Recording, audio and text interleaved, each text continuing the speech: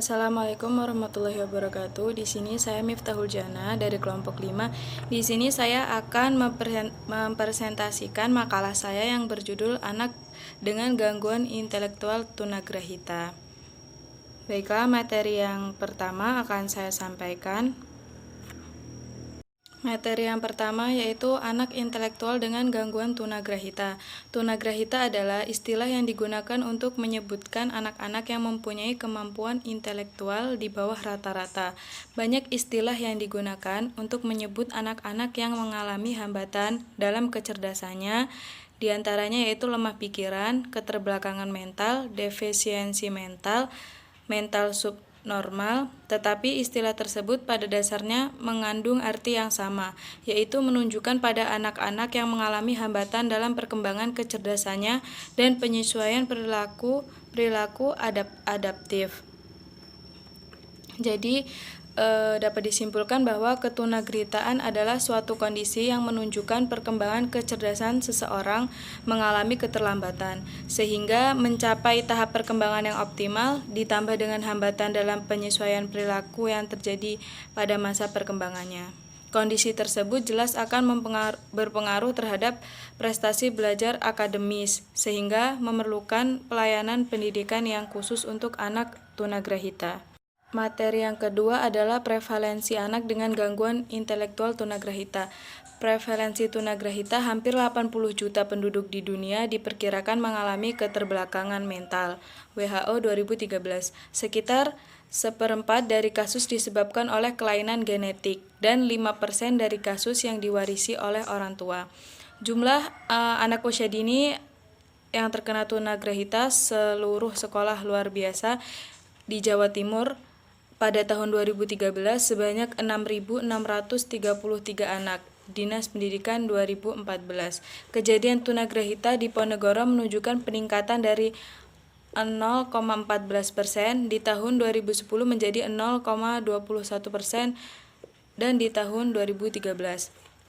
Berdasarkan data yang telah ditelaah diperoleh, anak penyandang tunagrahita tidak hanya terdapat di suatu daerah, tetapi tersebar di seluruh wilayah daerah Indonesia dan tidak terkecuali di Kota Semarang. Kota Semarang memiliki satu sekolah luar biasa negeri. Sekolah SLB di Semarang hanya menerima siswa 235 anak berkebutuhan khusus pada tahun ajaran 2016 sampai 2017. Hal itu karena jumlah pendaftar melebihi daya tampung sekolah. Hingga saat ini jumlah siswa negeri SLB Semarang mencapai 436 orang. Padahal sekolah luar biasa negeri hanya mampu menampung 80-120 anak berkebutuhan khusus.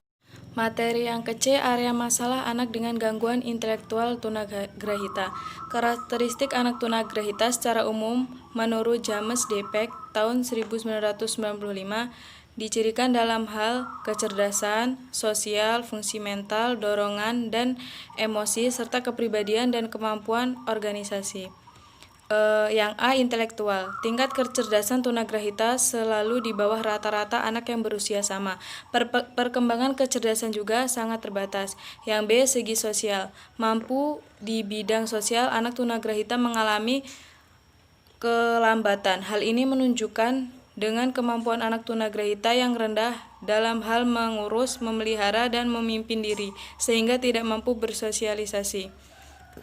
Yang C, pada fungsi mental lainnya, anak tunagrahita mengalami kesukaran dalam memusatkan perhatian. Jangkauan perhatian sangat sempit dan cepat beralih sehingga kurang mampu menghadapi tugas. Ciri dorongan dan emosi. Perkembangan dorongan emosi anak tunagrahita berbeda-beda sesuai dengan tunagrahita masing-masing. Yang E, ciri kemampuan dalam bahasa. Kemampuan bahasa anak tunagrahita sangat terbatas, terutama pada perbedaan kata abstrak. Yang C, ciri kemampuan dalam bidang akademis.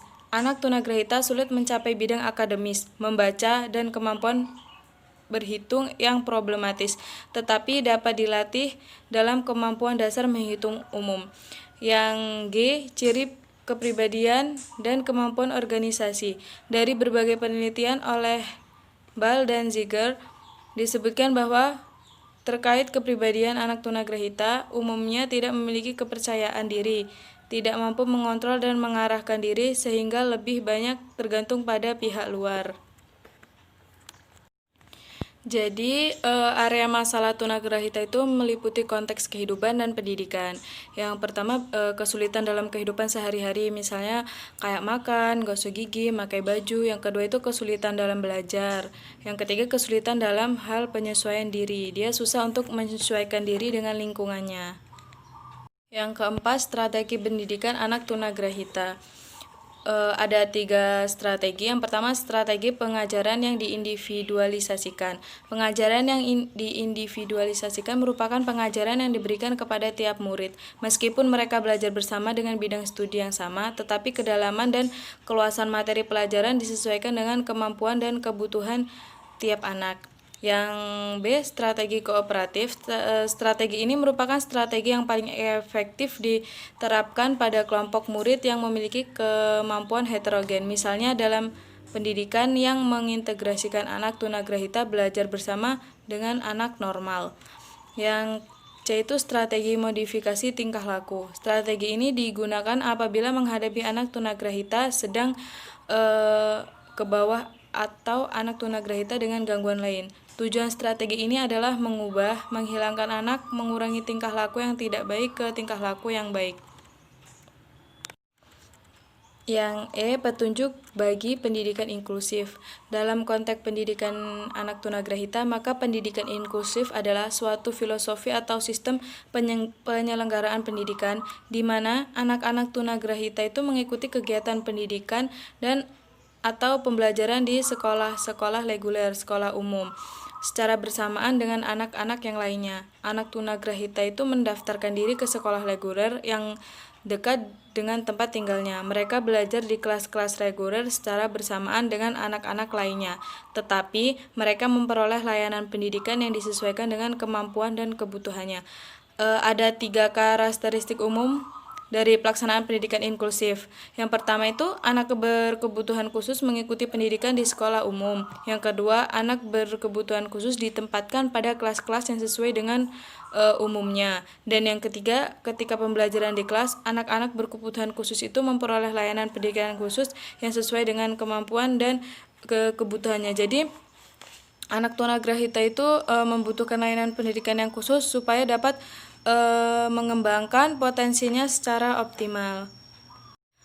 Serta kurikulum dan proses pembelajarannya perlu direncanakan khusus supaya cocok dengan kebutuhan mereka sehingga pada gilirannya mampu memberdayakan mereka untuk menjadi manusia yang mandiri.